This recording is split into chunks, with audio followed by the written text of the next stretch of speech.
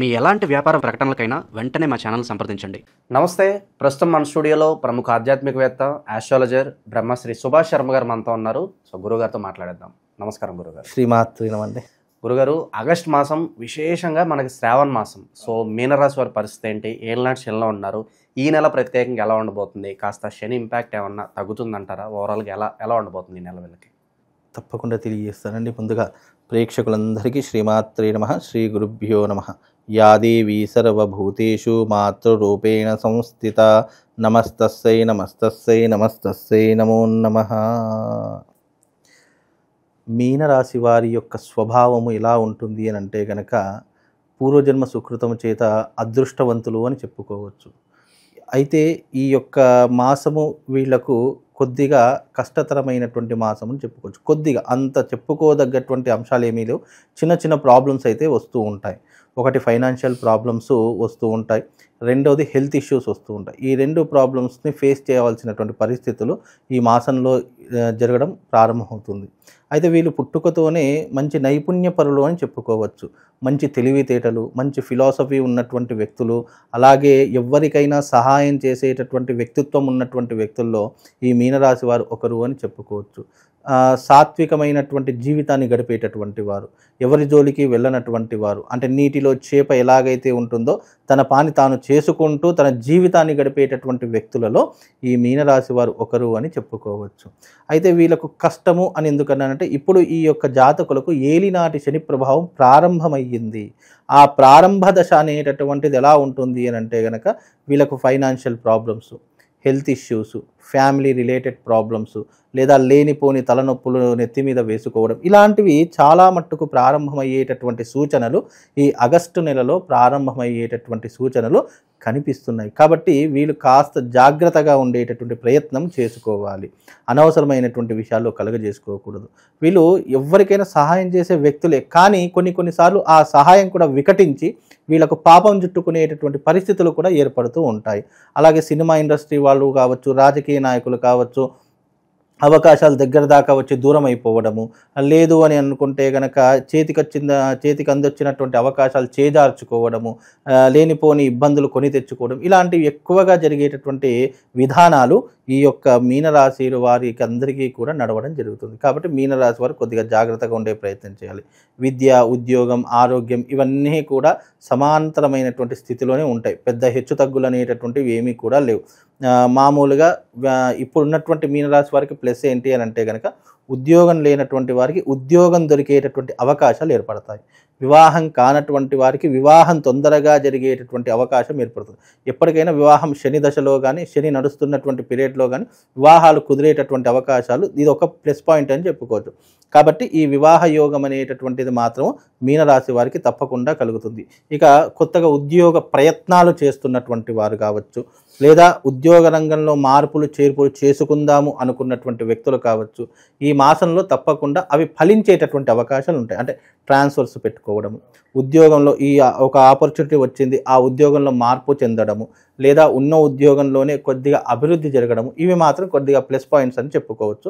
మిగతా ఓవరాల్గా చూసుకుంటే కనుక మధ్యమ ఫలితాలు, మిశ్రమ ఫలితాలు ఉన్నటువంటి రాశుల్లో మీనరాశి ఒకటి అని చెప్పుకోవచ్చు. ఇంకా భార్యాభర్తల మధ్య సంబంధాలు ఎలా ఉండబోతున్నాయి గురుగారు? ఇప్పుడున్నటువంటి ఈ సిచ్యువేషన్లో భార్యాభర్తల మధ్య చిన్న చిన్న తగాదాలు రావడము, డబ్బుకి సంబంధించినటువంటి తగాదాలు, కుటుంబ కలహాలు, అంటే కుటుంబ కలహాలు అని అంటే కనుక ఎదురింటి వారితోనో, లేదా అయిన వాళ్ళతోనో, లేదంటే తన భార్యతోనో కుటుంబ విభేదాలు రావడము, దానివల్ల కుటుంబం చీలికలు కావడము, విడాకుల దాకా వెళ్ళడం, ఇలాంటివి కొన్ని పరిస్థితులు అనేటటువంటివి ఏర్పడతాయి. మీనరాశి వారు ఏంటి అంటే కుటుంబ విషయాల్లో చాలా జాగ్రత్తగా ఉండాలి. మనం ఎంత తగ్గి ఉంటే కుటుంబ విషయంలో మన భవిష్యత్తు అంత బాగుంటుంది. లేనిపోని ఆలోచనలు పెట్టుకొని, లేనిపోని ఇంటెన్షన్లు పెట్టుకొని అనవసరంగా కుటుంబాన్ని మాత్రం ఇబ్బందుల పాలు చేసుకోకండి. బయట ఎన్ని కష్టాలున్నా, ఎన్ని నష్టాలున్నా ఇంటి దగ్గరికి వచ్చేటటువంటి వ్యక్తికి ఆనందం ఉండాలి. అది ఆనందం కుటుంబంలోనే దొరుకుతుంది. కాబట్టి కుటుంబ సభ్యులు కూడా ఈ యొక్క మీనరాశి వారు ఎవరైతే ఏ జాతకులు అయితే ఉన్నారో కొద్దిగా వాళ్ళని ఫ్రీగా వదిలివేసేటటువంటి ప్రయత్నం చేయండి. అనవసరమైన మానసిక ఇబ్బందులు కొని తెచ్చుకునేటటువంటి ప్రయత్నం చేయకుండా కొద్దిగా ఆరోగ్యంగా జాగ్రత్తగా సంతోషంగా ఉండేటటువంటి ప్రయత్నం చేయండి. ఎందుకంటే కుటుంబం అన్న తర్వాత ప్రతి ఒక్క చిన్న చిన్న విషయాలు, చిన్న చిన్న ఇబ్బందులు జరుగుతూనే ఉంటాయి. దాన్ని మనం భూతద్దంలో పెట్టి చూడకుండా ఫర్గెట్ అన్నట్టు వదిలేస్తే గనక అన్ని రకాలుగా బాగుంటుంది. లేదు అని అంటే గనక అది అనవసరమైనటువంటి ఇతరుల విషయాలకు దారి తీసేటటువంటి అవకాశాలు ఏర్పడుతుంటాయి. కాబట్టి చూసి చూడనట్టు వదిలేస్తే చాలా మంచిదండి. ఇన్వెస్ట్మెంట్స్ పరంగా ఏదన్నా జాగ్రత్తలు చెప్తారా వీళ్ళకి ఏదన్నా? ఇన్వెస్ట్మెంట్ పరంగా అంటే ఇప్పుడున్నటువంటి పరిస్థితుల్లో ఇన్వెస్ట్మెంట్ పెట్టకపోవడమే చాలా మంచిది.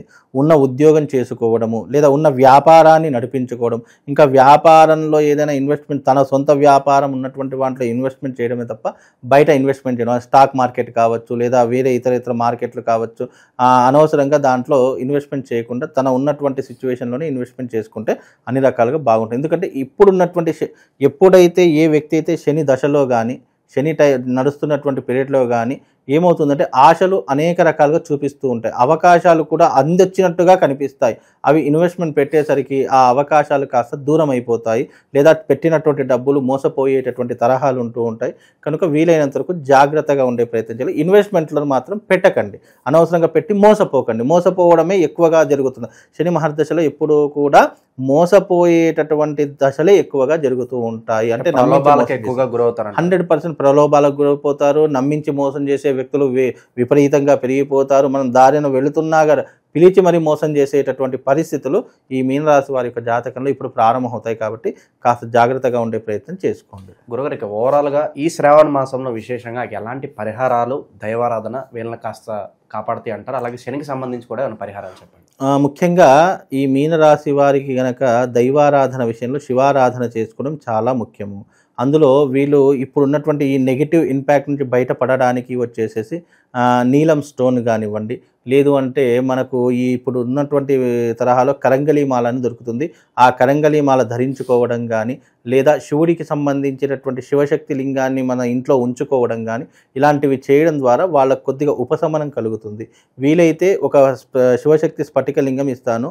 ఆ శివశక్తి స్ఫటిక లింగం ముందర కూర్చుండి ఎవ్రీడే స్నానం చేసిన వెంటనే దాది ఒక పళ్ళెంలో పెట్టుకుని ఆ శివశక్తి లింగం ముందర ప్రతిరోజు కూర్చుండి నేను ఒక మంత్రం చెప్తాను.